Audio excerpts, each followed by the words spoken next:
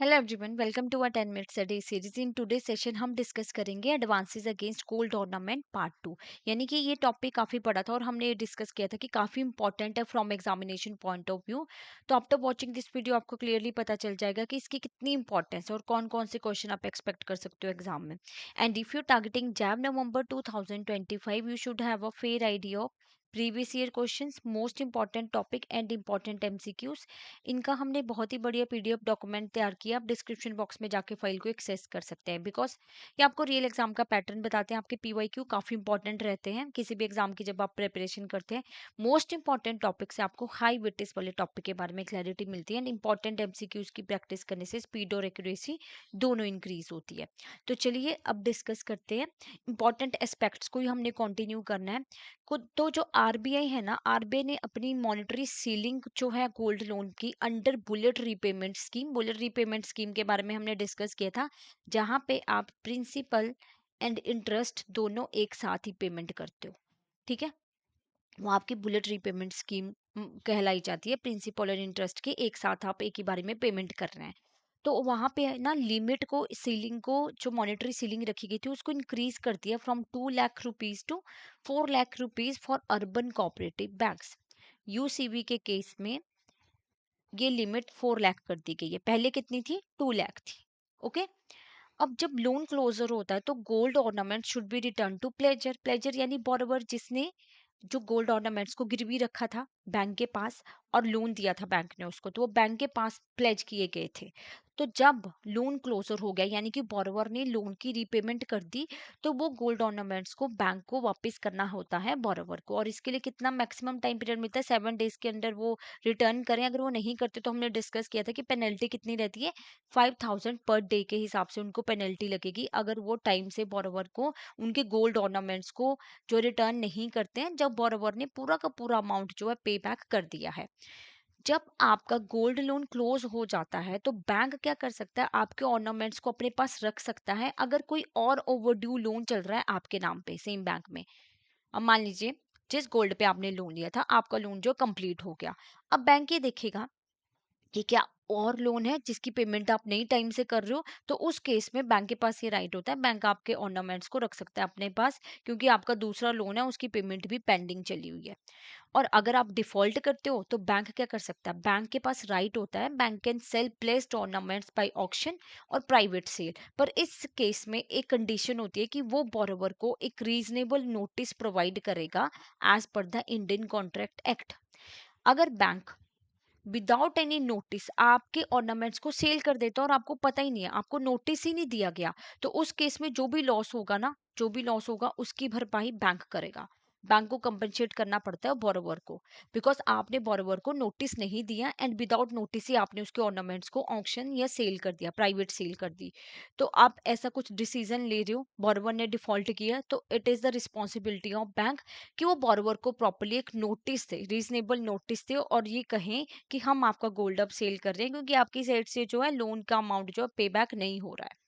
जो expense incurred होता है, जो नोटिस ऑफ द सेल दिया जाता है प्राइवेट सेल के लिए या ऑक्शन के लिए, तो वो भी रिकवर किया जाएगा बोरोवर से।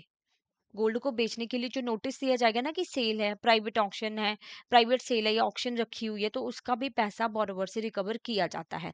बैंक टिपिकली अपॉइंट करते हैं अप्रेजर्स। ये अप्रेजर्स कौन होते हैं? जिनको जो गोल्ड की प्योरिटी है उसको चेक करते हैं, डिटरमाइन करते हैं purity of gold ornaments. 22 carat का है, 24 कैरेट का है, हॉल मार्क्ड है, किस तरीके का गोल्ड है, वो चेक करना किसका काम होता है? अप्रेजर का काम होता है। Okay.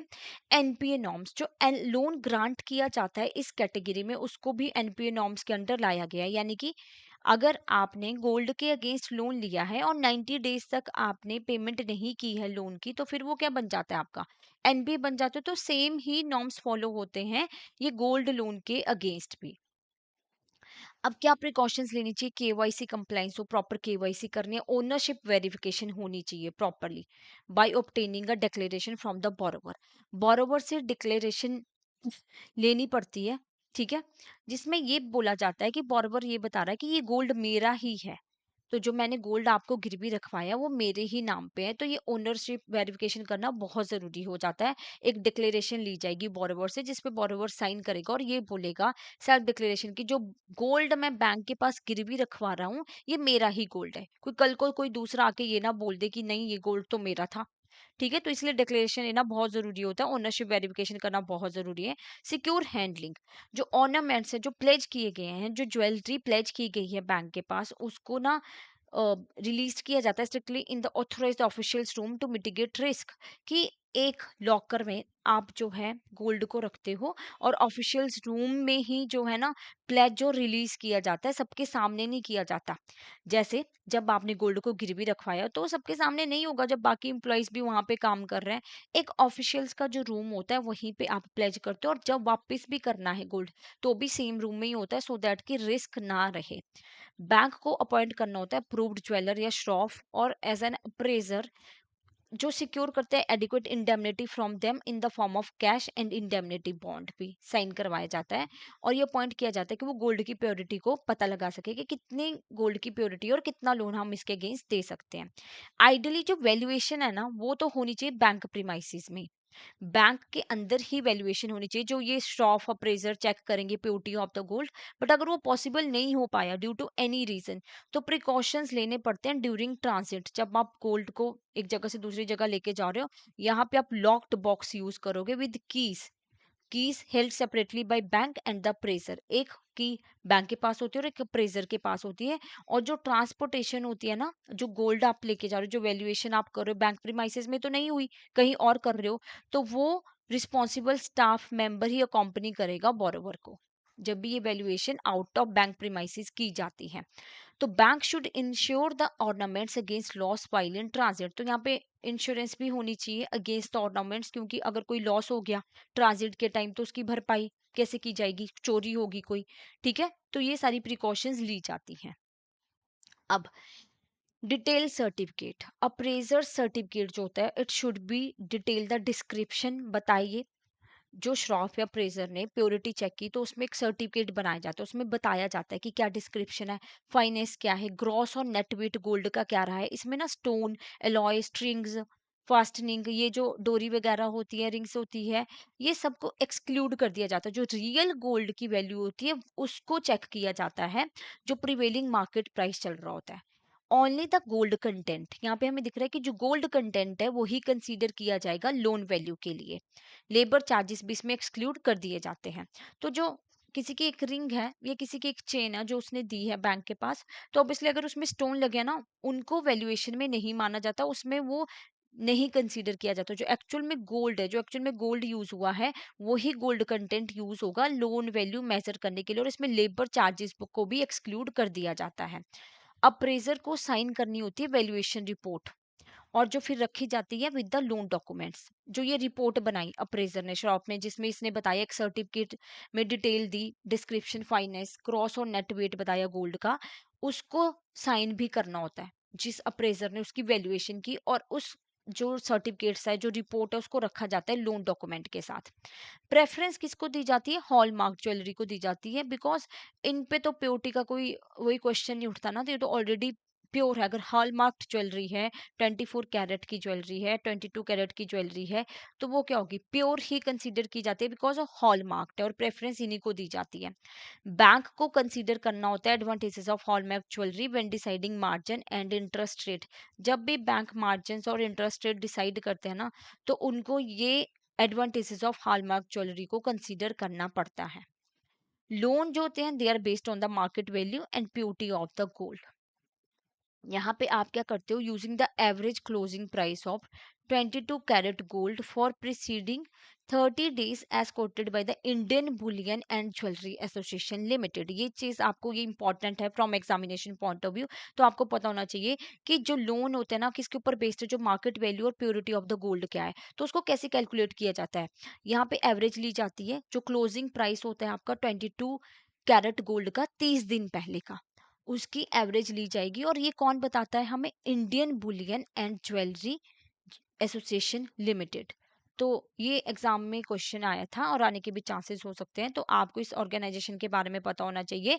Indian Boolean and jewellery association. Repledging ornaments, जो गोल्ड जिसके ऊपर आपने एक बार लोन ले लिया ना, उसको रीप्लेज नहीं किया जाता, वो डिस्करेज किया जाता है, क्योंकि फाइनेंशियल मनी लेंडर्स जो होते हैं, जो ऑथोराइज्ड नहीं है, वो इस तरीके से गलत फायदा ना उठा सके, वो ना उस ऑर्नामेंट्स पे फिर से लोन दे दे, जो कि नॉट अ डिजायरेबल प्रैक्टिस, उसको ऐसे कंसीडर नहीं किया जाता रीप्लेजिंग, और उसको जो आप गोल्ड के ऑर्नामेंट्स को रीप्लेज कर रहे हो, that should be avoided. Okay. अब ऑर्नामेंट्स को आपको रखना है स्मॉल सील्ड बैग्स में, जिसमें टैग किया जाएगा loan account number and names, और इनको अरेंज किया जाता है एक ट्रे में according to loan account number, और उसको स्टोर किया जाता है स्ट्रॉन्ग रूम में और फायर प्रूफ सेफ्स में under the joint custody. Joint custody में बैंक का जो मैनेजर हो सकता है और अप्रेजर भी हो सकता है, उसके पास ज्वाइंट कस्टडी हो, तो वैसे स्टोर किया जाएगा, टैग किया जाएगा, लोन अकाउंट नंबर वहां पे लिखा होता है, स्मॉल सील्ड बैग्स होते हैं, ट्रेज में रखे जाते हैं लोन अकाउंट नंबर के अकॉर्डिंग, और स्ट्रॉन्ग रूम में फिर स्टोर कर दिया जाता है। लोन टेन्योर वैसे तो generally restricted to 1 year, but अगर आप डिमांड और टर्म लोन ले रहे हो तो एक्सटेंड हो सकता है अप टू 60 मंथ्स, यानी कि 5 साल तक भी एक्सटेंड हो सकता है। पार्ट रिलीज, अब जो आप जैसे जैसे पेमेंट होती जाती है, इंश्योर किया जाता है कि जो रिमेनिंग ऑर्नामेंट्स की जो वैल्यू है वो कवर कर रही है आपका आउटस्टैंडिंग बैलेंस, जो बैलेंस बचा है उसको जो ऑर्नामेंट्स की वैल्यू वो कवर भी कर रही है कि नहीं कर रही है। अगर कवर नहीं कर रही है तो बैंक डिमांड कर सकता है बोरोवर से कि वो और गोल्ड या कुछ मनी डिपॉजिट कराए, सो दैट कि ये वैल्यू को मैच कर पाए। ठीक है। स्पेशल केसेस क्या होते हैं यहाँ पे, अवॉइड करना चाहिए delivering ornaments to third parties, because risk रहता है। बट अगर ज्यादा ही जरूरी है तो एक लेटर ऑफ अथॉरिटी लेनी चाहिए बोरोवर से, कंफर्मेशन एंड अंडरटेकिंग, जहाँ पे जो बैंक की रिस्पॉन्सिबिलिटी है ना, बैंक वो डिसॉल्व हो जाती है कि बैंक रिस्पॉन्सिबल नहीं है। यहाँ पे अगर कोई प्रॉब्लम होती है, कोई रिस्क होता है कल को, थर्ड पार्टीज को ऑर्नामेंट्स डिलीवर करना अवॉइड करना चाहिए। अगर जरूरी हो गया तो फिर बोरोवर से लेटर ऑफ अथॉरिटी लो, कंफर्मेशन लो। ठीक है। तो बैंक इस जिम्मेदारी से मुक्त हो जाता है। Repayment notice, in case of default, अगर डिफॉल्ट करते हो तो नोटिस जाएगा बोरोवर को, जिसमें स्पेसिफाई किया जाता है रीपेमेंट डेडलाइंस को, कि इस टाइम पीरियड तक आपको रीपेमेंट करनी है। अगर कोई रिस्पॉन्स नहीं आता है तो क्या किया जाता है, फिर से एक रजिस्टर्ड पोस्ट भेजी जाती है, जिसमें रिमाइंडर दिया जाता है कि जो ऑर्नामेंट है वो फिर ऑक्शन कर दिए जाएंगे। अगर आप टाइम से रीपेमेंट नहीं कर रहे हो, टाइम से लोन नहीं चुकाओगे, तो फिर ये एक्शन लिया जाएगा। सबसे पहले तो आप क्या करते हो, देखो रीपेमेंट नोटिस डिफॉल्ट किया, नोटिस जाएगा, रीपेमेंट डेडलाइन लिखी होगी, रिस्पॉन्स नहीं आता तो फिर एक और रजिस्टर्ड पोस्ट के थ्रू नोटिस भेजा जाता है, जिसमें ये बोला जाता है कि अब आपके ऑर्नामेंट्स को हम ऑक्शन कर देंगे या प्राइवेट सेल कर देंगे। सरप्राइज चेक कई बार किए जा सकते हैं गोल्ड सिल्वर पैकेट्स के by the officer other than the joint custody. Joint custody अगर ब्रांच मैनेजर और जो अप्रेजर है उसके पास है गोल्ड की, तो उनको छोड़ के जो हायर ऑफिशियल्स हैं वो सरप्राइज चेक लगा सकते हैं, चेक कर सकते हैं कि जो गोल्ड के ऑर्नामेंट्स को गिरवी रखा है वो सेफ तरीके से रखे गए हैं कि नहीं रखे गए हैं। राइट। तो इसी के साथ हमारा ये टॉपिक कंप्लीट होता है। तो बेसिकली ये टॉपिक इंपॉर्टेंट था एग्जामिनेशन पॉइंट ऑफ व्यू से, कि जब आप गोल्ड ऑर्नामेंट्स के अगेंस्ट एडवांसेस देते हो तो हमें क्या क्या प्रिकॉशंस, क्या क्या इंपॉर्टेंट एस्पेक्ट्स है जो ध्यान में रखने पड़ते हैं। तो अब चलिए क्वेश्चन डिस्कस कर लेते हैं। What must a borrower provide to a bank to verify the ownership of the gold ornaments being placed? क्या देते हैं, purchase invoice, declaration of ownership, photograph और ऑर्नामेंट्स एंड नोटराइज्ड एफिडेविट, क्या दिया जाता है, ये हमने अंडरस्टैंड किया था। डिक्लेरेशन ऑफ द ओनरशिप दी जाती है कि ये पता चले कि वो गोल्ड जो इसी पर्सन के नाम पे है, किसी दूसरे पर्सन के नाम पे, कोई कल को ये ना क्लेम कर पाए कि ये गोल्ड तो मेरा था। Okay. Which institutions gold price should bank refer to valuing gold jewellery, World Gold Councils, Indian Boolean and jewellery Association, Bombay Stock Exchange, Reserve Bank of India. जो आपके एलिमिनेट हो रहे हैं ना ऑप्शन, ये तो काफी इजी सा क्वेश्चन था, वो एलिमिनेट कर दो, ये तो हमने पढ़ा ही नहीं, तो हमने तो Indian Boolean and jewellery Association के बारे में अंडरस्टैंड किया था। तो right answer is option B. According to RBI's new rule, what is a loan to value ratio for gold loan up to 2.5 lakh, जो हमने अंडरस्टैंड किया था कि आरबीआई ने न्यू रूल्स निकाले हैं गोल्ड लोन के लिए, तो क्या थी यहाँ पे रेशो, 75%, 80%, 85% या 90%, 2.5 लाख के लोन के लिए बट वॉज द आंसर 85% आपकी क्या थी, एलटीवी रेशियो थी। What is a maximum repayment period for bullet repayment gold loan as per RBI new rule, कितना रहा है आपका बुलेट रीपेमेंट गोल्ड लोन, कि आप प्रिंसिपल और इंटरेस्ट एक साथ पे कर रहे हो, what was the time limit, 6 month, 12 month, 18 months या 24 month? What was the right answer? It was 12 month. तो इसी के साथ हमारा ये टॉपिक कंप्लीट होता है. Now I just want to inform you all about the courses कि आप जो हैं हमारे मास्टर कोर्स और लाइव क्रैश कोर्स में एनरोल कर सकते हो. What you have to do, आपको यहाँ पे कोर्सेज में क्लिक करना है. जैप कोर्सेज में जब आप क्लिक करेंगे तो जैप कोर्सेज में आपको दिख पाएगा यहाँ पे, जैसे आप स्क्रॉल डाउन करते हो you will be able to see combo. Combo में आपको मास्टर कोर्स मिल रहा है, आपको लाइव क्लासेस मिलती हैं, कॉन्सेप्ट क्लासेस मिलती हैं, concept notes and mock test. तो यहाँ पे आपको फ्लैट 80% ऑफ मिल रहा है. तो you can use a coupon code JAP80 to avail this offer. साथ के साथ जो है हमारा जो है बैच 5 लाइव क्रैश कोर्स का लॉन्च हो चुका है. Yes, batch 5 is going on. तो यहाँ पे लाइव क्लासेस आपको मिलती हैं, concept notes, solved previous year questions, chapter wise mock test, full length mock test. हमने स्टार्टिंग में डिस्कस किया था कि PYQ काफी इंपॉर्टेंट रोल प्ले करते हैं किसी भी प्रिपरेशन में. तो दे आर इम्पॉर्टेंट. तो आप इस कोर्स को भी परचेज कर सकते हो, लाइव क्रैश कोर्स में एनरोल कर सकते हो. ब्रोशर्स में बाकी डिटेल्स आपको मिल जाएंगी. तो आप यहाँ पे कूपन कोड यूज कर सकते हो JAP80 to get flat 80% off. In case अगर आपको कोई और डाउट रहता है, कोई और क्वेरी है, तो आप हमें इस नंबर पे कॉल कर सकते हो और मेल भी कर सकते हो hello@edutap.co.in और वेबसाइट पे डायरेक्टली यहीं से विजिट कर सकते हो. Thank you so much.